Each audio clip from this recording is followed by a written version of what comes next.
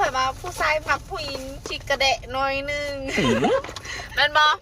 แม่นมักบ่น่าจะต้องกระเดะหลาย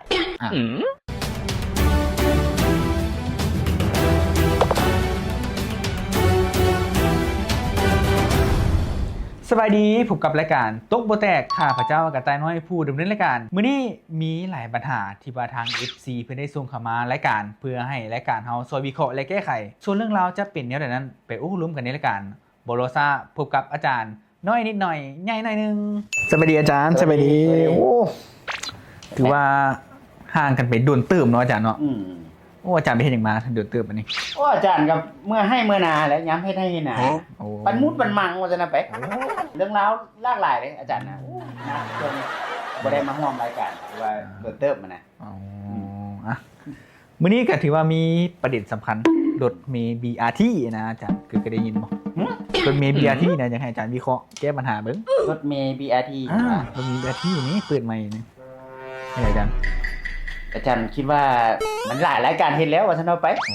อาจารย์คิดว่าเอาไว้หลังไมค์ซะหลังไมค์เนาะอาจารย์คิดว่าสปอนเซอร์ยันไปแลกเข้านะโอเคเอาปัญหาไมค์ซะโอเคมาเอาเรื่องไมค์เนาะเดี๋ยวให้ทีมงานเอาคลิปวิดีโอขึ้นเบิ่งเนาะอาจารย์เนาะโอเคเดี๋ยวให้ทีมงานขึ้นเบิ่งนะวันนี้เราจะมาถามกันเนาะถามผู้ชายโดย TikTok นี่ทุกคนเนี่ยพูดที่ว่าเห็นคลิปนี้เห็นนะเนาะมาว่ามึงดูว่ามักผู้หญิงแล้วไหนงูข่อยมาผู้ชายมักผู้หญิงชิกกระเดะหน่อยนึงแม่นบ่แม่นมักบ่มักแบบผู้สาวถอยๆนิดนึงเหรอแมนต้องกระแดะน้อยนึงต้องดัดจริตน้อยนึงแม่นบ่สุดมาบอกกันเด้อ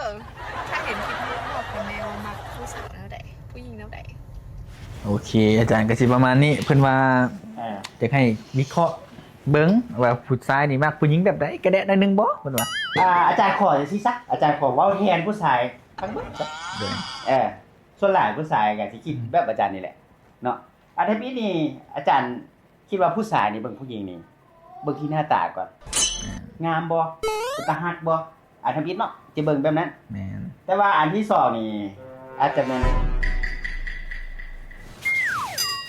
เขาเจ้าอาจจะเบิ่งหน้าท้องโอ้หน้าท้องหน้าท้องเป็นอย่างที่เบิ่งหน้าท้องเขาเจ้าอาจจะคิดว่าสามารถเลี้ยงได้บ่สาวนี่กินหลายบ่เบิ่งเงินในกระเป๋าเนี่ยเนาะว่าสามารถเลี้ยงเขาเจ้าได้บ่กุ้มบ่สินะบางเทื่อบางคนก็สิหาเงินได้น้อยสินะ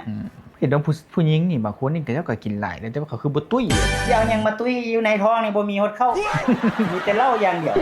เอาเนี่ยเขาเจ้ากินเหล้ากินเบียร์เบิดคืนโอ้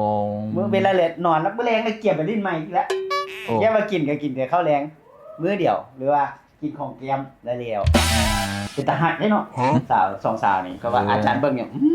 ซูซ่าขนาดไหนซูซ่าเลยเนาะเป็นตาหักขนาดบ่เชื่อ FC เพิ่นก็ลองไปเบิ่งเนาะอันนั้นเบิ่งดีๆไปเบิ่งซ่องเพิ่นเป็นเบิ่งซ่องเพิ่นเบิ่งดีๆอันข้อนึงนี่อาจารย์อยากเรียกร้องให้ผู้หญิงเห็นให้อาบน้ำซะอาบรู้หลายประเด็นอาจารย์เช้าสวยแรงแบบไปกินยาเนาะบ่เทื่อหมอสั่งให้กินยาบ่เทื่อล้างอาหารเช้าสวยแรงอาบน้ำเช้าสวยแรงก็แฮงดีคือกันถ้าเป็นไปได้ดีท่านมันให้ทุกๆชั่วโมงก็แฮงดีทุกชั่วโมงเลยป่ะมันจะสะอาดสดชื่นเลยได้สำหรับข้อ2นี่ต้องเฮ็ดนาเก่งดำนาไว้อีกแบกไม้แบกฟืนแบกรัวนี่ก็ถือว่าต้องได้นะว่าซั่นไปส่วนหลายเนาะไอ้น้องเฮาผู้ชายนะส่วนหลายเป็นไปหาเงินเนาะการหาเงินซื้อของกินมานะมันต้องมีข้าวมันบอกคันมีผู้หญิงซอยไปเฮ็ดนาแหละมีข้าวกินแหละมันก็ถือว่าสมบูรณ์ว่าซั่นเอาไป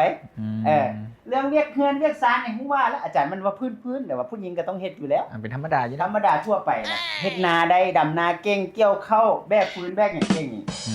อาจารย์คิดว่าเป็นคุณลักษณะพิเศษเลยเดี๋ยวผู้ชายนี่ต้องมักแน่นอนอันนี้สำหรับข้อ3นี่ก็อิงจากคลิปที่เพิ่นเว้าเมื่อกี้นี่เนาะกระแดะนึงบ่เพิ่นว่านะกระแดะแบบอาจารย์แต่อาจารย์คิดว่าอยากเพิ่มเติมจ้ะอาจารย์คิดว่าน่าจะต้องกระแดะหลายๆหลายๆเนาะน้อยนึงนี่ธรรมดาไปกระแดะในที่นี่บ่หมายคือว่ากระแดะกับอันหมู่คู่โอ้เห็นหมู่เฮามาโดดกอดคอบ่แม่นไปโน้ผู้สาวผู้บ่าวงามๆแล่นไปหาเขากอดแขนเขาเนาะหอมแก้มเขามันบ่แม่นเด้บ่แม่นนั้นอันนั้นคือว่าผู้ชายทุกคนก็จะบ่ฮับบ่ได้อยู่แล้วหมายถึงว่ากระแดะหมายถึงว่ากระแดะกับเฮาหรือว่ากับแฟนเฮาหรือกับผัวเฮา เนาะขึ้นคางขึ้นอยู่ระบอกระเบียงที่ห้องน้ำเดี๋ยวสิอาจารย์ก็จะให้เพิ่มขึ้นมา เพิ่มบอล เพิ่มความท้าทายบ่อยู่ระเบียงบ่อยู่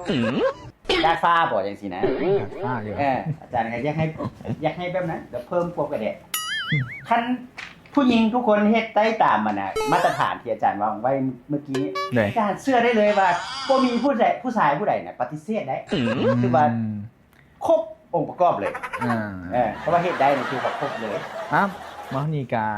อาจารย์วิเคราะห์มาเนาะอยากให้ท่านผู้ชมกับซอยกันวิเคราะห์ตื้มสิ่งที่ว่าอาจารย์ว่าไปที่ว่าแตกต่างเนาะก็อยากให้คอมเมนต์เบิ่งเนาะคอมเมนต์เบิ่งมาวันนี้ก็เป็นช่วงสุดท้ายของรายการแล้วขอกล่าวคำว่าสบายดี